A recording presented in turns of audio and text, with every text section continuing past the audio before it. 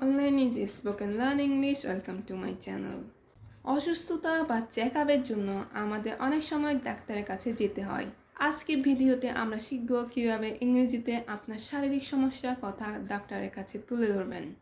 শুরুতে অ্যাপয়েন্টমেন্টের জন্য আপনি বলতে পারেন I had like to make an appointment অথবা ডাক্তারের সময় জানতে জিজ্ঞেস করুন Is the doctor available today?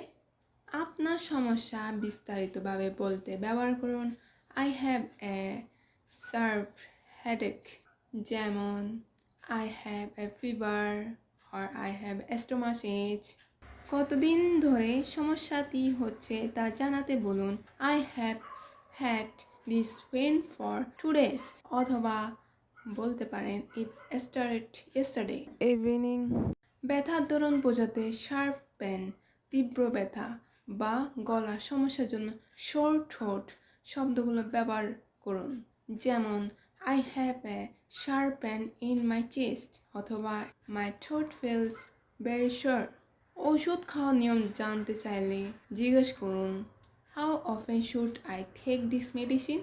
অর্থাৎ কতক্ষণ পর পর এই ওষুধটি খেতে হবে টেস্টের রেজাল্ট বা পুনরায় আসা প্রয়োজন আছে কিনা তা জানাতে এই বাক্যগুলো ব্যবহার করতে পারেন যেমন When will the test results come out? Or do I need to come back for a follow-up? Thank you.